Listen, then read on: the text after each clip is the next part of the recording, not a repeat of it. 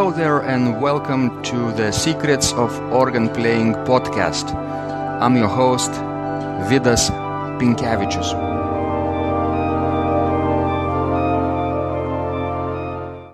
Today's guest is Dr. Rubis Bauer, who is Archdiocesan Director of Music, Cathedral Organist at Saint Cecilia Cathedral in Omaha, Nebraska, which houses the landmark Martin Pasi Opus 14 dual temperament pipe organ. Rubis Bauer joined the staff of Saint Cecilia as Cathedral Organist in 2003, and since 2005 she has directed the Cathedral and Archdiocesan choirs and serves as director of the School of Music in Saint Cecilia Institute for Sacred Liturgy, Music and the Arts. Marie holds master's and doctoral degrees in organ from the University of Kansas, as well as an undergraduate degree from the Augustana College in Sioux Falls, South Dakota. Her major teachers include James Higdon, Mary Helen Schmidt, Roger Davis, and Sherry Rhodes. Significant mentors in organ and harpsichord include Susan Marchant, James David Christie, and Edward Parmentier. Marie is founding artistic director of the Omaha Bach Festival and Omaha Baroque, an organization dedicated to the study of performance of early music. Marie has collaborated extensively with her husband, Dr. Michael Bauer, professor of organ and church music at the University of Kansas. With Michael, she has published several articles and is a contributing author to the book Leading the Church's Song. Recently, they performed the complete organ works of Dietrich Buxtehude. She has also written a chapter in the book Durufle, The Last Impressionists. Her choral compositions are published by Hinshaw and Morning Star Music Publishers. Since 2010, she has served as organ instructor on the Creighton University faculty. In this conversation, Marie shares her ideas about the work of the church musician as it relates specifically in her work of Saint Cecilia Cathedral Organist and the leader of musical life in that great congregation. You will hear so many great insights in this conversation, and I hope you will find it inspiring. Let's go to the show. So, Marie, I'm so delighted that we are finally having this conversation. I've been waiting to have it for some months now, and thank you so much for being so generous with your time, and welcome to the show. Thank you so much. I'm really excited to be able to talk with you as well. Fantastic. Today we'll be talking, of course, about your organ playing journey, and of course you're known to the organ world as the organist and music director at fantastic Saint Cecilia Cathedral in Omaha, Nebraska, which houses I don't know. We can say a unique organ by Martin Pasi. We'll talk about that later. But how would you briefly describe this instrument in a few sentences?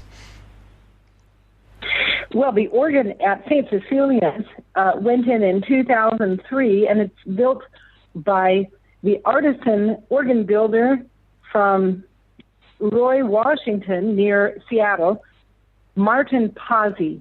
Martin Pasi did his initial work. He's from Austria and did his initial work with Rieger and then Carl Wilhelm in Canada. This organ is just a prize. It is a dual temperament organ, crafted in the Germanic style, but the two temperaments are an 18th century inspired well temperament, and then embedded within the well temperament are intervals that make it a quarter comma mean tone.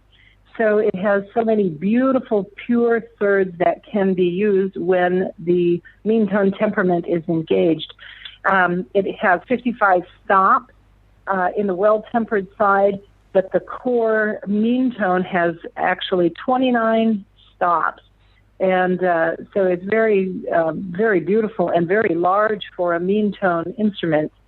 It is in an environment in the cathedral, a Roman room, exquisite architecture, perfectly proportioned, that has about 7 seconds of reverberation. So the beautiful organ and the acoustic and visual beauty of Saint Cecilia's just makes a stunning setting. Fantastic. I remember, Marie, first meeting you in Omaha for the inauguration ceremony of that instrument, right? Some 12 years ago now. Do you remember that splendid evening? Oh, it was a pinnacle moment in my life to be able to play the inaugural recital at the cathedral.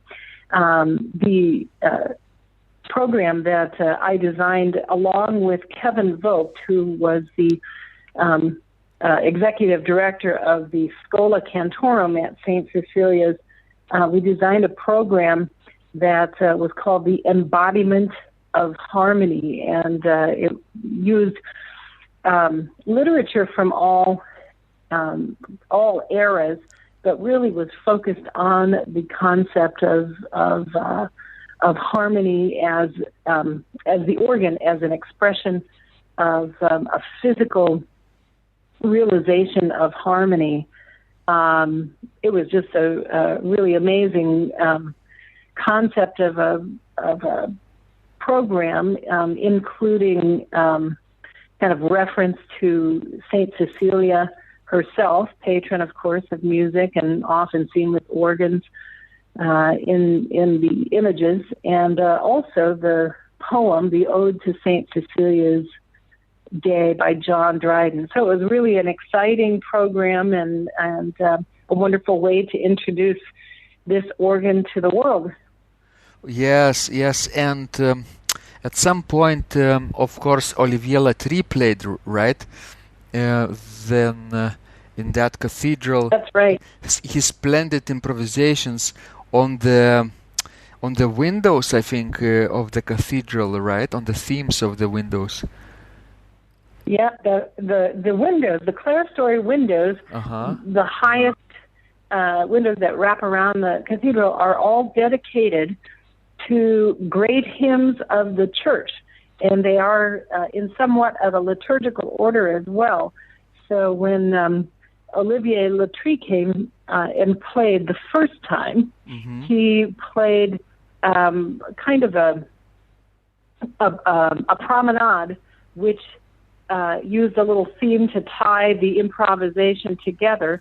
But the windows are Magnificat, Anima Mea, Gloria in excelsis Deo, Stabat Mater, Victimae Pascali Laudes, Veni Sancte Spiritus, Pange Lingua, Dies Irae, and then concluding with the Te Deum. So all of those amazing hymns that are the core of our faith and of our repertoire were the subjects of this amazing improvisation. And I think it's very memorable and such a beautiful thing that ties the organ and the church together. And of course, it was recorded, that recital was recorded by Pipe Dreams. And people around the world can really listen in to that spectacular evening and listen to what was being played at that evening. Not only Olivier Latry's improvisations, but the entire event was recorded, I think, too. Yep, that's right. I'll make sure. So Olivier Latry. Oh, I'm sorry. Olivier Latry came back a few years later. People remembered him from the first time he was here, and the second time he returned just a few years ago. The cathedral was filled for this organ recital, 200 people beyond capacity.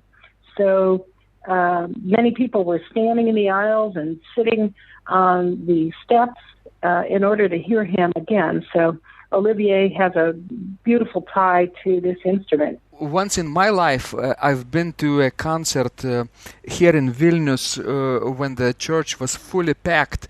The people were gathering not only in pews but standing around and even behind the altar. It was completely packed, and that's when Guy Beauvais played from Switzerland here in Vilnius at St. John's. Oh. And that was amazing experience for me. I can imagine that evening when Olivier Latry came for you was also very special evening. Very special indeed. Mm-hmm. So, Marie, of course, the organ, this spectacular instrument that you are playing in Omaha, is not your first instrument, right? What was the first instrument that you touched? Basically, do you remember the first experience, the first encounter with the organ in your life? I do, and it was when I was growing up in Minnesota, in the northern part of the United States, yes, where I was a member of a small Lutheran church in a rural area, and they had a pipe organ. And so from the time I was born, I was hearing pipe organ. I took piano lessons as a child, and my father was one of the church organists. And at a certain point, he just decided that it was time for me to play the organ. So I essentially was set on the bench at about age 13 and began playing for Lutheran services there. Mm-hmm. The name of that church was Holy Trinity Lutheran in Lakefield, Minnesota, a beautiful area of Minnesota and a rural country church. Well, these early experiences, of course, are life-changing, right? Because the organ is with you up to this point and probably beyond. It's your lifelong pursuit, right? Because of that. Absolutely. Mm-hmm. Absolutely. In fact, there's a beautiful story unfolding right now at that very place where I grew up. They are receiving an organ that belonged to another church that is actually installing a new pipe organ, and their very tiny organ just collapsed in the past year. And so in a few months, I'll be going to help play a dedication of an organ that is being put in there again, and it makes me very happy that this small community is really interested in keeping that tradition going. In fact, it was the young people at that very church that said when they had the option between pipes and an electronic organ, they said, we must have a pipe organ. So I'm very excited to be going back and helping them with their celebration.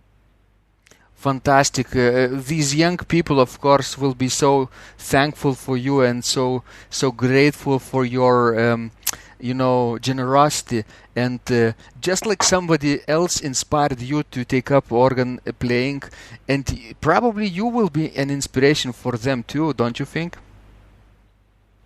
Well, I certainly hope so. I am always amazed at how open and curious youth are to this. And right now I'm teaching several students, and 3 of them happen to be in high school and even in junior high, and 1 in grade school. And I'm just so impressed at how sensitive and how open they are to exploring just the beautiful sounds of pipes. And particularly, they're really interested in what can happen on a tracker organ. And so it's very exciting. And of course, you have so much experience in playing trackers organs, right? In Omaha, and of course, tracker is so much different from electro-pneumatical, right? That many people play in US.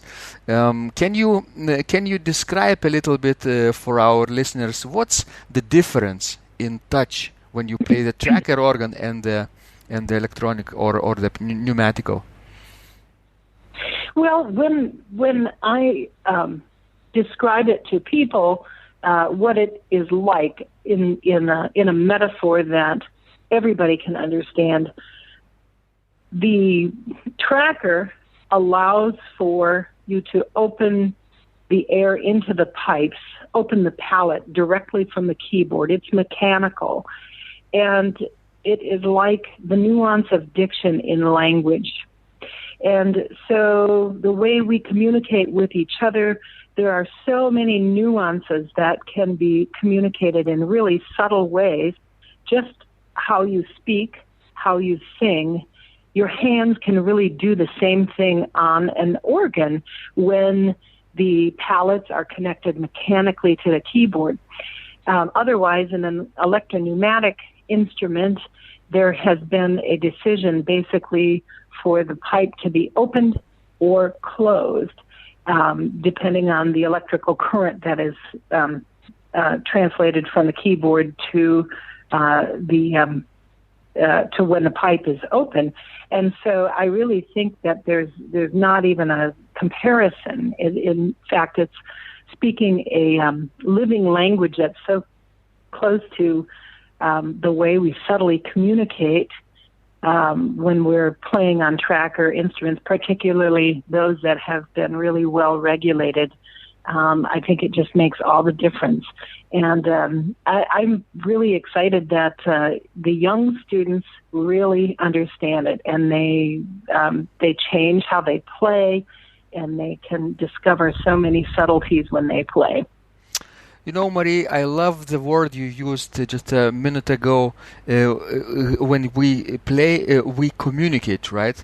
Especially on the tracker organ, this communication between the pipes and the keys are through mechanical devices, right? And I love this idea of communication because music is like a real language, right? That we have to somehow transfer from sounds into people's minds, don't you think?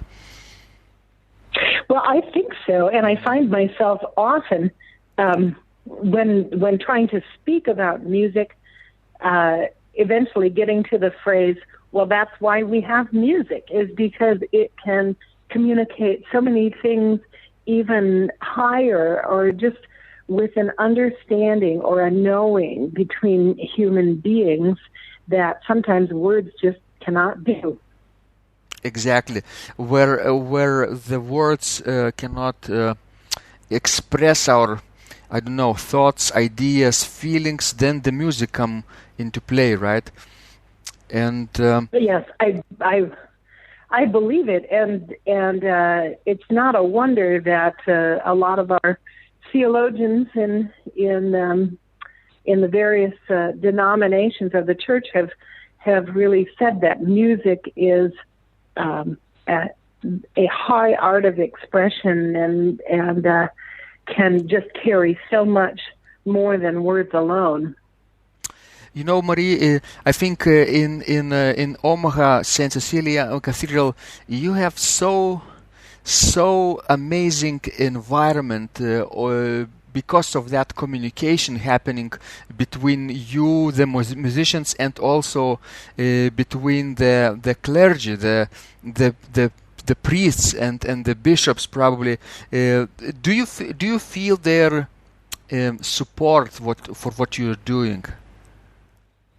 I do. I think that it's clear that people understand the clergy are supporting the important role of music as we work together in formation of the assembly that sings. Music is presented to the assembly as something that is theirs to own, theirs to use, theirs to wrap around their prayer, as you would say. There is a strong sense of support and understanding that that music chorally and through the choir of the assembly that's gathered, as well as the organ, really helps to invigorate and complete the prayer that is offered by the whole community. And this community part of my job. Oh, I'm sorry. I'm sorry, I interrupted you. I was you. just going.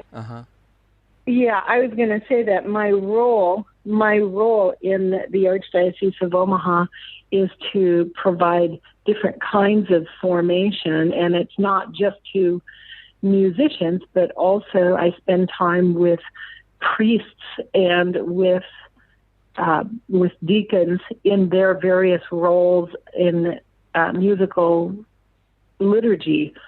And it's interesting how this works in liturgy, because it's not like complete pieces of music that we would understand at a concert, but it's almost like a musical conversation that when singing or tone is added to text, as in chant, both in English and in Latin, that it becomes a dialogue, kind of like a chanting dialogue. And it's a special kind of singing that is beyond just singing a piece of music. It is singing communication. And the organ really participates in that to weave melodies around what is happening in the chanting of the liturgy itself. Mm-hmm.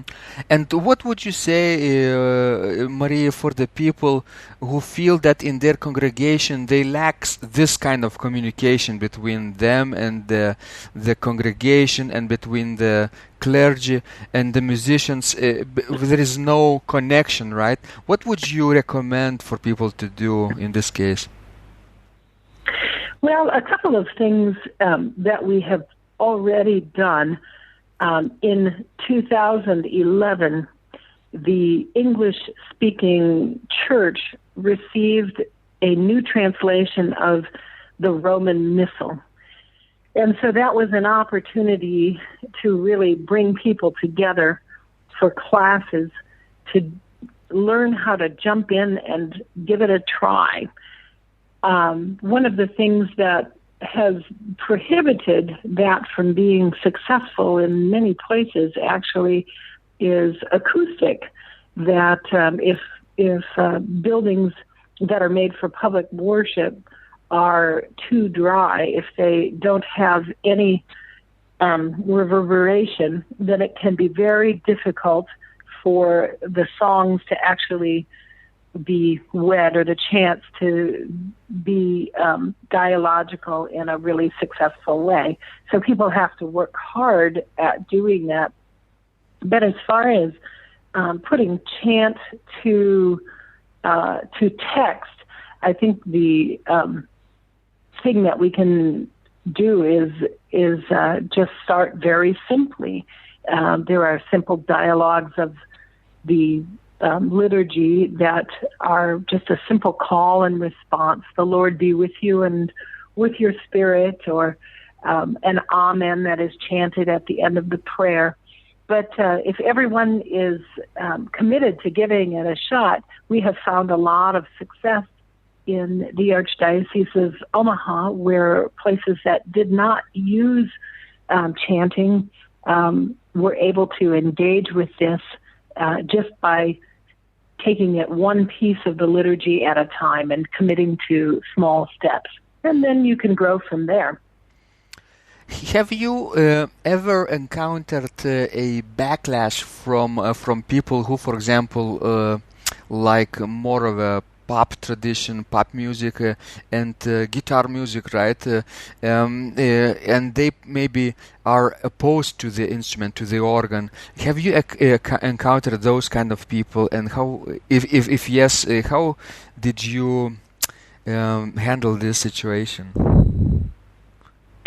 Well, yes. I think that what happens is that we all get so used to being in our own worlds, and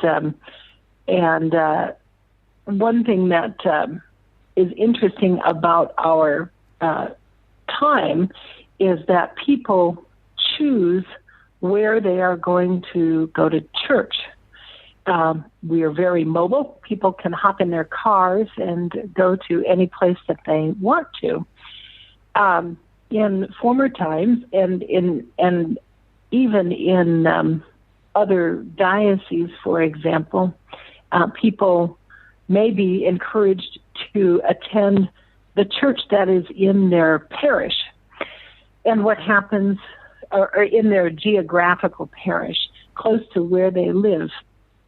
And what happens there is that there is more of a diversity of who is actually worshiping together, and communities are gathered not based on what their preferences of music are, or preferences of a pastor, or preferences of a style, but that they are gathering because they are all coming together for liturgy in one place. And they have to work out these situations maybe a little bit that they have to confront these situations of dealing with the fact that different people have different preferences.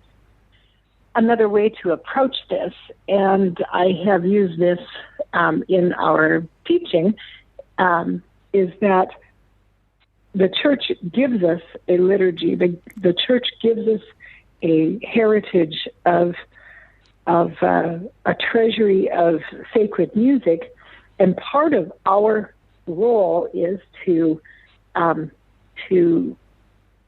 seek what is in that treasury, to open up that chest and to find a way to use it, to explore it, to get to know it, because the universal church is broader than our place in time right now.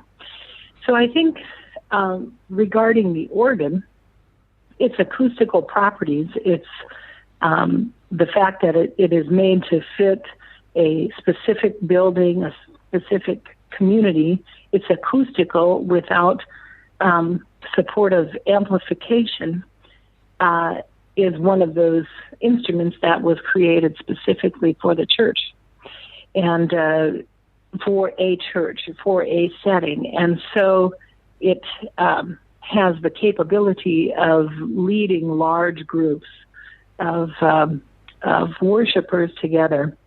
But I think what happens is that to bring people close to the organ, to demonstrate its variety, to give examples of all of the different points in time that it is served, it helps people to understand it better. As far as thinking about how to catechize or how to form people in liturgy and music, I think one has to just go to the liturgy itself and start not with the organ, but start with singing and start with the texts, and find a way to begin at the heart with the texts of the liturgy itself. And so that's what we do when we try to form large groups of people in a certain way, is exposure and also listening, so that there can be greater understanding between people, and why why decisions are made, how decisions are made in liturgical music specifically. Mm-hmm. Fantastic. I think this communication through text, right, is important, through sacred text, universal text, right? And organ just supports that and empowers people to take in this message. So, Marie, when you're leading this musical life in your congregation, do you have a freedom to choose what you want, or do you have some boundaries set for you? Well, that's kind of an interesting question, because the freedom to choose comes with boundaries of understanding, I would say.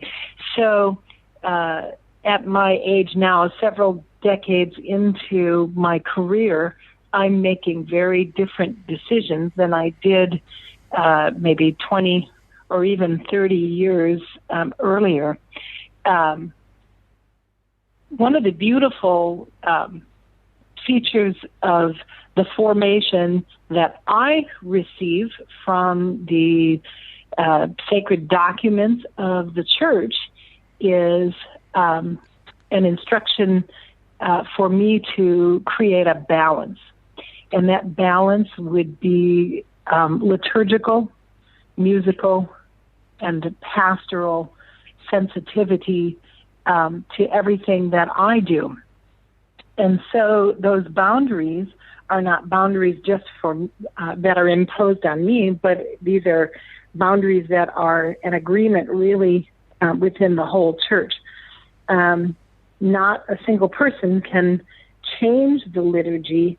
We all receive the liturgy. And so my judgment is regarding how closely things adhere to the liturgical norms, also then tempered by the best possible music that can support that, and then also being pastorally sensitive to the community that is at hand.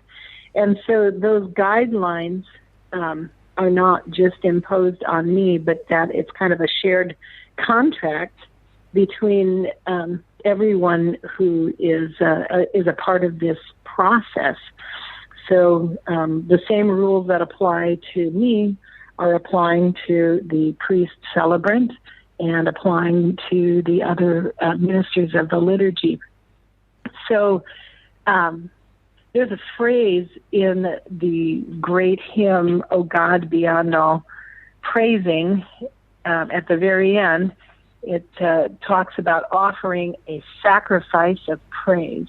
So I guess over time, in addition to thinking about programming what I personally really would like to see done or hear done, or music that I like, I find myself being guided and humbled by this idea of sacrifice, and that's when the whole community comes together to offer something that God gave to us first. So it's a beautiful thing, and I really appreciate the gift of all of this formation that is a part of the Catholic Church's great structure for liturgical music. Well, yes, I like how you describe this musical sacrifice, right? When an entire congregation comes together in worship, and just a wish from the organist part to play some extravagant music, like a concert music, would not really be appropriate, right? For this kind of liturgical idea to come together and to give praise or sacrifice musically. So what you're saying probably makes total sense, but for very young and ambitious musicians, they have to sometimes feel a little bit humble and feel empathy, right, with others, feel what others would enjoy, not to think only about themselves, but also about the universal whole, as an idea. Yep, that is really true, and I'm really convinced that part of what the musical presence in the liturgy does is to, in an organic way, to intensify and to not just add heart or feeling to what is being expressed in the liturgy, but to add intensity. So that intensity sometimes can be even in the form of silence. Mm-hmm. It can be in the form of dynamic. It can be in the form of even startling harmony, consonance, dissonance, because all of those things are really part of the great story, whether expressed in the tradition or expressed in the scripture. All of those intensities are seeking a closer connection with God. So the organ can actually help to tell those stories. And of course, in telling stories, organ is probably beyond any other instrument, right? Like guitar or piano, with its capabilities of colors and technological advances. So people not always appreciate the grandeur and majesty of organ and possibilities it presents.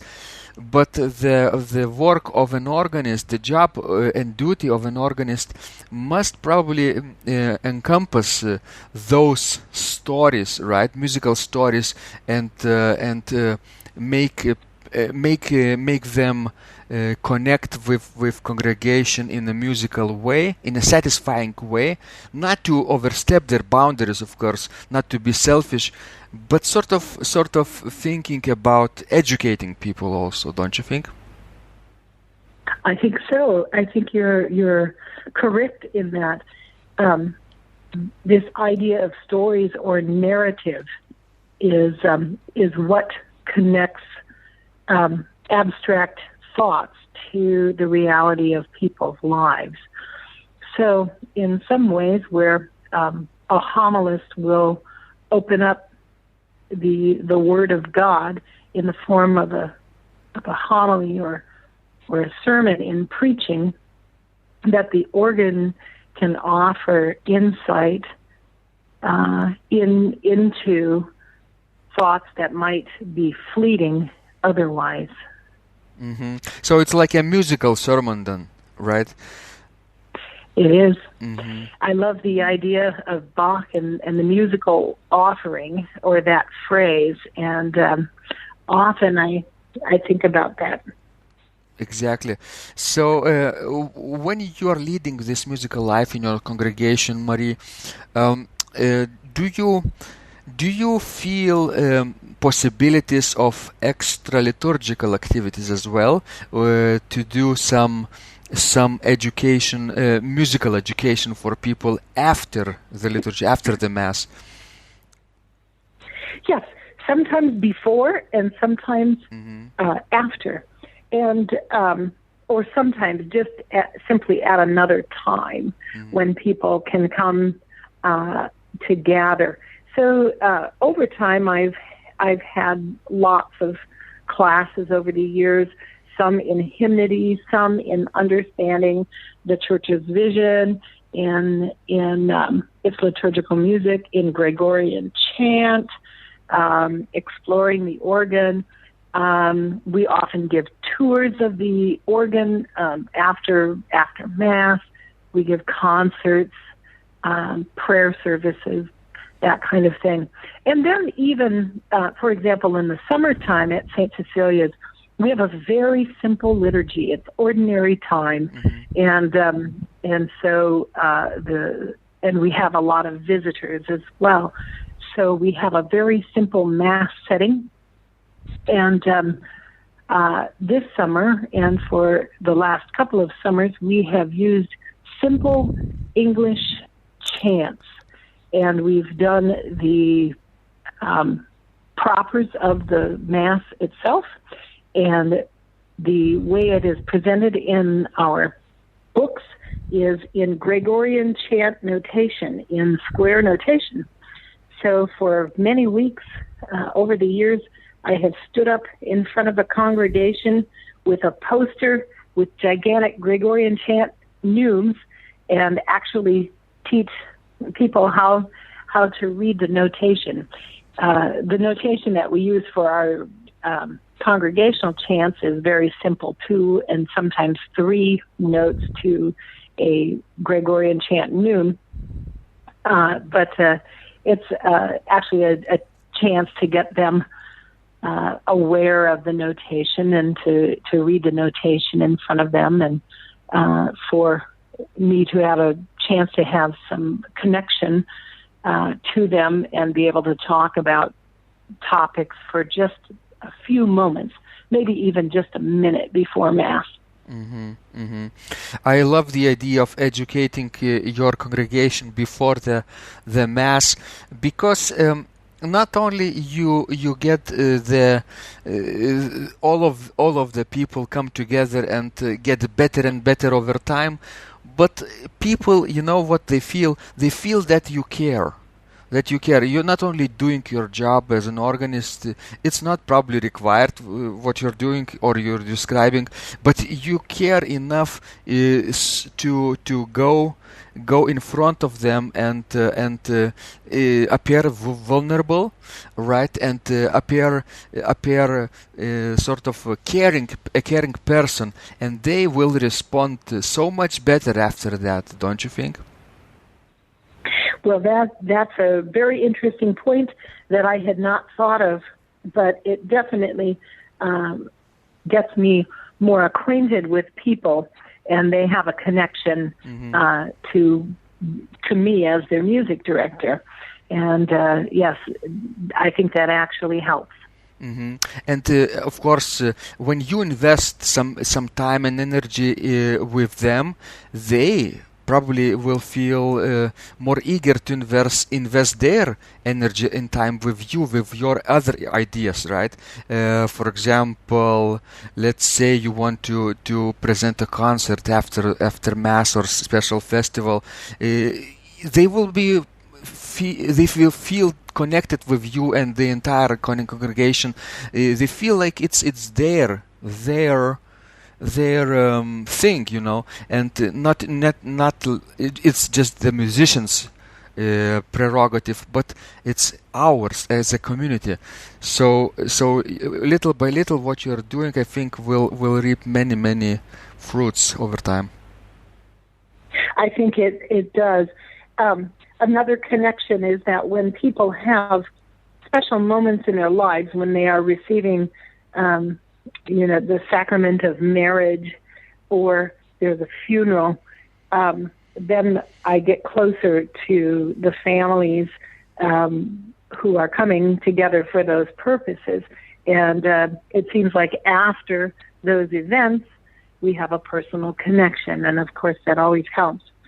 One of the things that is happening this year for the Saint Cecilia Cathedral Choir is that we have received an invitation to join with the Sistine Chapel Choir at the Vatican, and with a total choir of 300 to sing for the closing Mass of the Year of Jubilee of Mercy. So we will be going to Rome and celebrating that Mass with Pope Francis.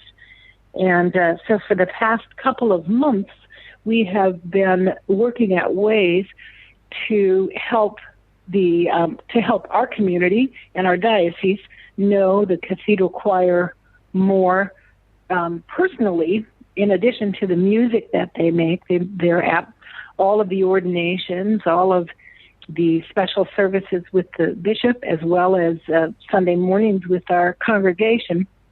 We have done several things to help people know them personally.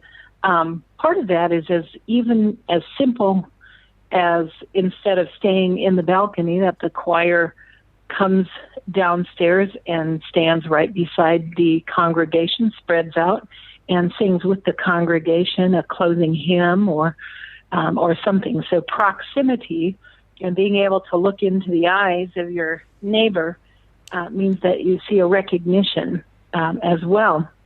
So that has been a beautiful experience unfolding.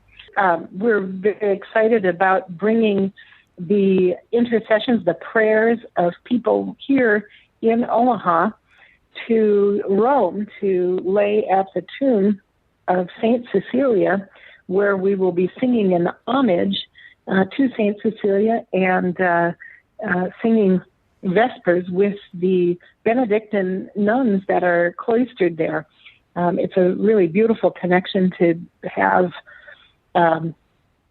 the opportunity to sing right there and to be with our own musical patron and patron of the diocese. So we're thrilled about that, and that brings a real special opportunity for the Saint Cecilia community here to be engaged. So again, we feel very connected, and I think that has played a big role in our congregation feeling connected to our music ministry. Mm-hmm. And of course, that will be a spectacular opportunity for the congregation to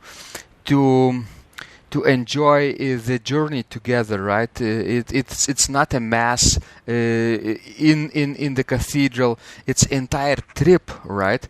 It's like a long trip that people will remember for a long time.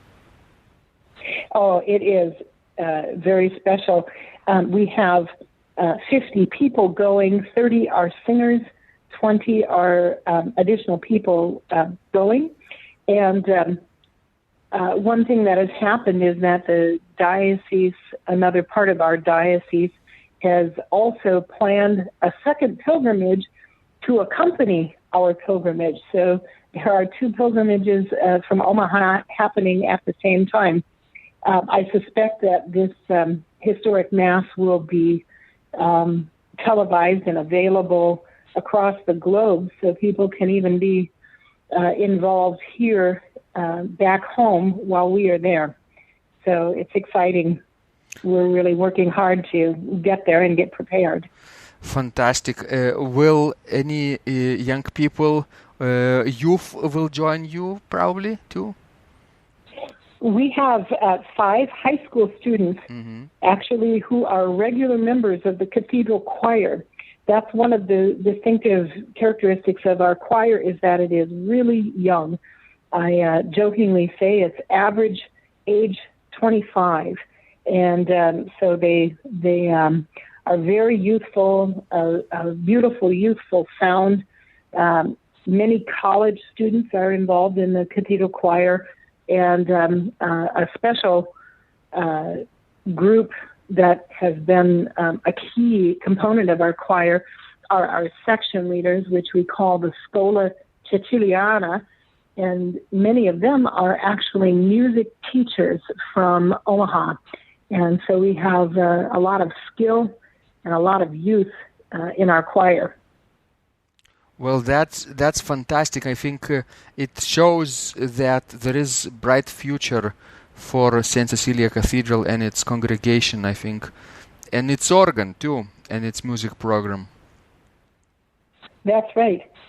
So in the summer of 2017, we're very excited to host a conference that will be yet unveiled, and maybe this will be something that you can announce officially a little bit later, but we are presently planning a festival for women organists in June, and it is under the auspices of an organization called Muse Forum, forum. Mm-hmm. And we are going to be gathering people from all over, but particularly to explore women organists. Fantastic. I think this is a terrific setting, terrific place for this kind of conference, because you know firsthand what it is to lead a musical life in this congregation and being a woman, right? Well, that's right. With a female patron, there is a special energy there with Saint Cecilia, and our own history has a strong component of women in leadership. For 50 years, the organist and music director at Saint Cecilia's was a woman named Winifred Flanagan, and she was very competent as an organist and choral master, and continued her studies by train to Philadelphia to study at the Curtis School of Music there. And right now there is a strong group of women and young girls who are actually studying the organ.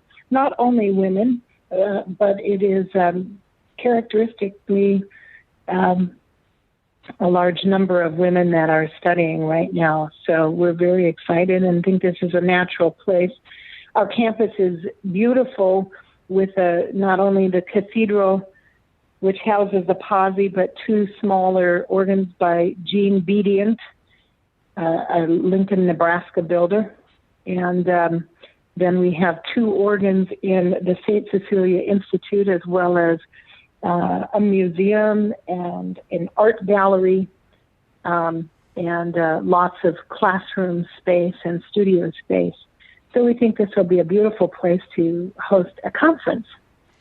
Well, it will certainly be an amazing opportunity for women of our profession to come together and to share ideas about probably the future, right?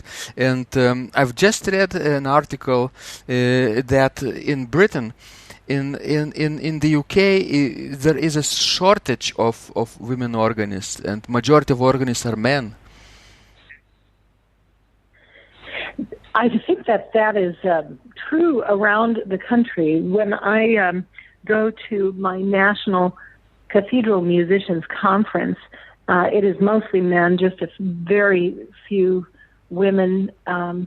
So we just need to help by teaching and giving exposure to this fine art, and also encourage people to consider majoring in this beautiful tradition, because it can bring a lifetime of joy and beautiful service and an important part of the church. But you know what fascinates me, for example, that women are very, very curious, innately, basically.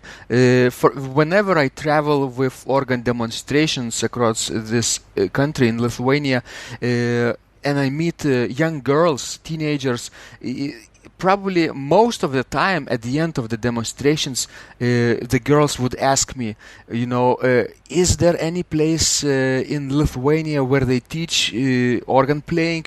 They have this idea already in their minds. So I think those extra liturgical activities that you do, of course, educational activities, will I think help women in this profession also in this country. I really am hoping for that to happen, and we are definitely seeing it right here, right now. So I'm excited, and hopefully people can come to Omaha and experience both the Pasi organ, the cathedral, and gather together as women for organ. Composers as well will be there, so it'll be a good opportunity. Fantastic, Marie. And before we close our conversation, do you do you remember an idea or something that you wish you knew when you first started playing the organ that you know now and would have helped you in the past? Can you share that? Well, I think that we touched on one thing a little bit earlier, is that just understanding the role of the organ in liturgy and the potential of the organ in liturgy in its dialogue. When I began to play the organ, I was already 13 or so, but I'd been playing the piano for several years, and I remember my earliest times at the piano were all improvisation. And so as soon as I started taking piano lessons, I continued to improvise a little bit, but the longer I studied piano and organ, the more I became bound to the notes. And so in the past, probably 20 or 25 years, I have increasingly been committed to improvising and do a lot of improvising now. So my hope, if I had to say for those studying the organ now, and my one thing that I wish I had kept going all the way through my career was the art of improvisation, because it is the key thing that really binds everything together on the organ. And it just is, it gives you a lot of freedom, a lot of flexibility, and just really helps your musicianship in so many ways. So that would be the one thing that I would say to young people, is to really keep improvisation side by side with repertoire. Fantastic, Marie. I also agree with you wholeheartedly, because when people are bound to the music, to the notes, right, they sort of feel restricted and feel a little bit afraid, right, to wander around without the sheet music, without the the music that composer wrote, and something happens, the music falls down, right, and you forget something, right. You have to know how to handle the situation, of course, and this freedom comes with experience, though. But it's not that scary, actually. The bad things are not as bad when that happens. Mm-hmm. So my encouragement for people like who are afraid to do this, right, and trying to play from notes, is always just to imagine that they are having a conversation with the community, musical conversation, though, and telling musical stories. And that will be sometimes a revelation for people, because then, yes, they can imitate the things, imitate biblical stories and even fairy tales and legends of various sorts of folks around the world. And that is a beautiful connection that people also understand also. So, very good idea. Very good. Thank you so much, Marie, for being so generous with your time and your insights. And before we close our conversation now for real, can you give us a link where our listeners can connect with you and find more about you and your work online? The best place to go would be to the Saint Cecilia Cathedral music ministry site. So that is www.stceciliacathedralmusic.org. And so ST Saint is not spelled out. www.stceciliacathedralmusic.org. I'll make sure I will include this link into the description of this conversation, so people can find easily your cathedral and your wonderful music program. Thank you so much, Marie, and have a wonderful, creative, and brave year ahead of you, and stay healthy. Thank you so much. Thank you. This was a pleasure. If you liked this conversation, I encourage you to visit my blog, Secrets of Organ Playing, at organduo.lt, where you will find lots of insights, practical advice, and training for every area of organ playing. You can subscribe to this blog for free to get your daily dose of inspiration and to be the first to know when any of my future podcasts roll out. I hope to help you reach your dreams in organ playing. I'm Vidas Pinkevičius. Thanks for listening, and I'll catch you online really soon.